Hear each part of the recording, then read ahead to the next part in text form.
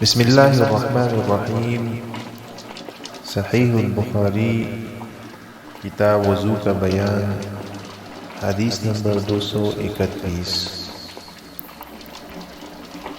عمرو بن میمون کہتے ہیں کہ میں نے سلیمان بن یسار رضی اللہ عنہ سے اس کپڑے کے بارے میں جن کو جنابت لگ جائے سنا ہے۔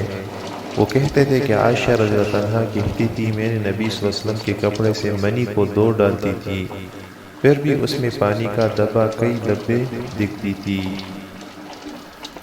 حدیث نمبر 232۔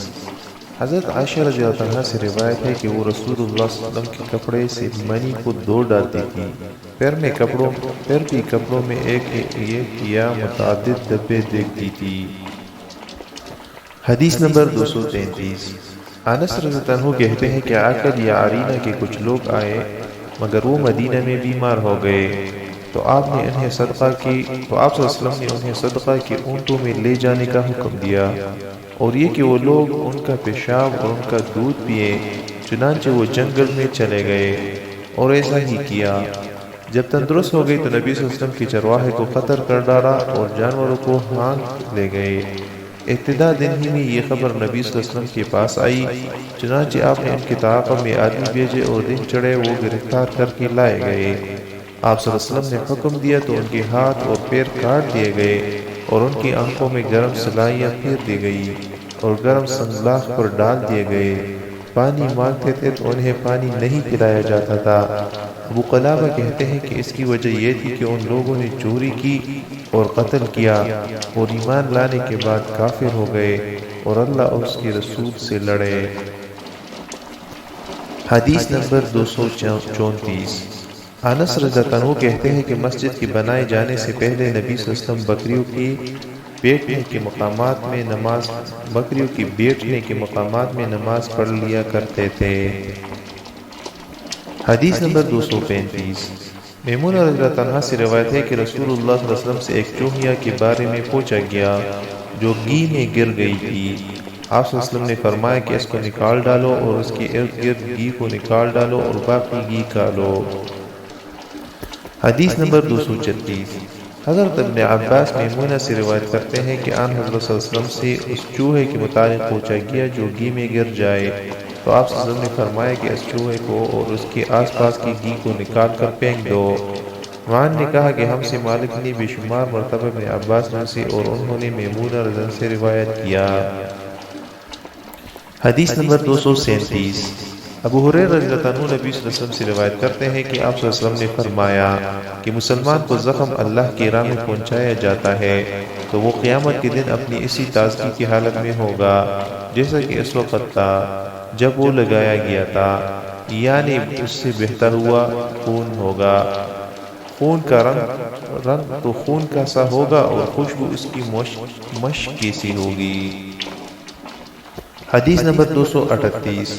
ابو ہریرہ رضی اللہ عنہ سے روایت ہے کہ انہوں نے رسول اللہ صلی اللہ علیہ وسلم کو یہ فرماتے ہوئے سنا کہ ہم اگرچہ دنیا میں پچھلے ہیں مگر آخرت میں سب سے سبقت لے جانے والے ہیں۔ حدیث نمبر 239۔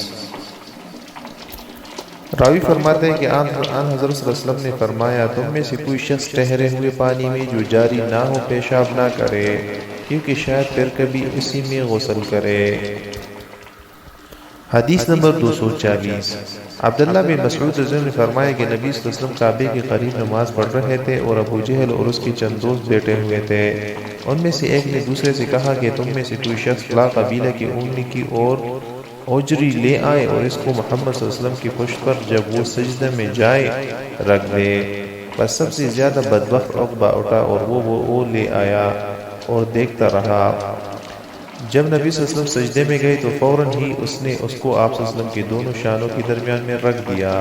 میں یہ حال دیکھ رہا تھا مگر کچھ نہ کر سکتا تھا، کاش میرے ہمراہ کچھ لوگ ہوتے تو میں کیوں یہ حالت دیکھتا۔ عبداللہ کہتے ہیں پھر وہ لوگ ہنسنے لگے اور ایک دوسرے پر مارے ہنس کے گرنے لگے، اور رسول اللہ صلی اللہ علیہ وسلم سجدے میں تھے، اپنا سر نہ اٹھا سکتے تھے، یہاں تک کہ فاطمہ رضی اللہ عنہا آئی اور انہوں نے اس سے آپ صلی اللہ علیہ وسلم کی پیٹ سے پھینکا۔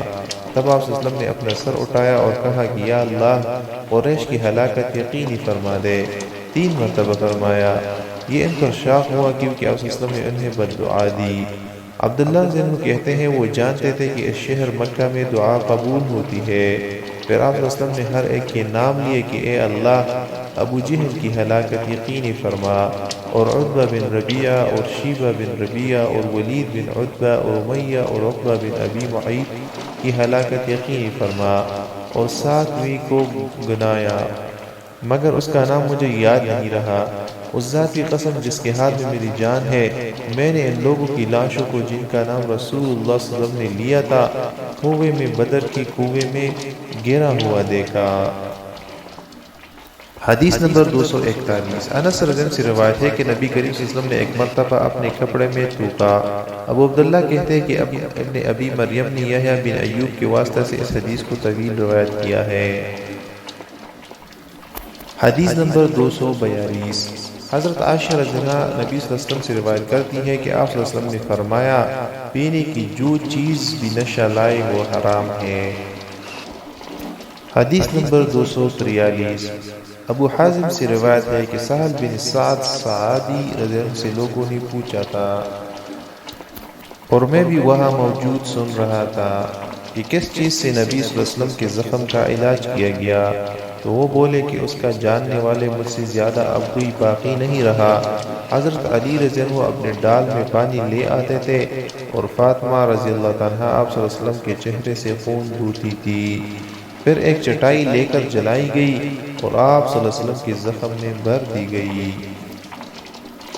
حدیث نمبر 244۔ ابو بردہ اپنے والد رضی اللہ عنہ سے روایت کرتے ہیں کہ انہوں نے کہا کہ میں نبی صلی اللہ علیہ وسلم کے پاس آیا تو آپ صلی اللہ علیہ وسلم کو دیکھا کہ مسواک آپ کے دست مبارک میں ہے اور منہ میں اس طرح مسواک فرما رہے ہیں کہ آ کی آواز نکلتی ہے جیسے کوئی قے کرتا ہے۔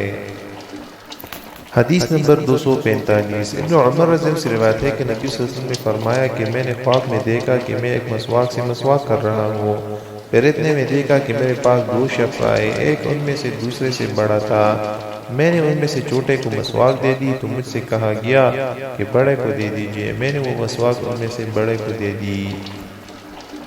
حدیث نمبر 246۔ ابن عمر رضی اللہ عنہما سے نقل ہے کرتے ہیں کہ رسول اللہ صلی اللہ علیہ وسلم نے فرمایا کہ میں نے دیکھا کہ خواب میں مسواک کر رہا ہوں تو میرے پاس دو آدمی آئے، ایک ان میں سے دوسرے سے بڑا تھا، تو میں نے چھوٹے کو مسواک دے دی، پھر مجھ سے کہا گیا کہ بڑے کو دو، تب میں نے ان میں سے بڑے کو دی۔ ابو عبداللہ امام بخاری مولا کہتے ہیں کہ اس حدیث کو نعیم نے ابن المبارک سے اور اسامہ سے اور اس نے نافع سے، انہوں نے ابن عمر رضی اللہ عنہ سے مختصر طور پر روایت کیا ہے۔ حدیث نمبر 247۔ برا بن عازب رضی اللہ عنہ سے روایت ہے کہ نبی صلی اللہ علیہ وسلم نے مجھ سے فرمایا کہ جب تم اپنی خوابگاہ میں آؤ تو نماز کی طرح وضو کرو، پھر اپنی داہنی جانب پر لیٹ جاؤ اور اس کے بعد کہو، جس کا ترجمہ ہے کہ اے اللہ میں نے تجھ سے امیدوار اور خائف ہو کر اپنا منہ تیری طرف جھکا دیا اور اپنا ہر کام تیری سپرد کر دیا، اور میں نے تجھے اپنا پشت و پناہ بنا لیا، اور میں یقین رکھتا ہوں کہ تجھ سے یعنی تیرے غضب سے سوائے تیرے پاس کی کوئی پناہ کی جگہ نہیں ہے۔ اے اللہ میں اس کتاب پر ایمان لایا جو تو نے نازل فرمائی ہے، اور تیرے اس نبی پر بھی جسے تو نے ہدایت خلق کے لیے بھیجا ہے، پس اگر تو اسی رات میں مرا تو ایمان پر مرے گا، اور اس دعا کو اپنا آخری کلام بنا۔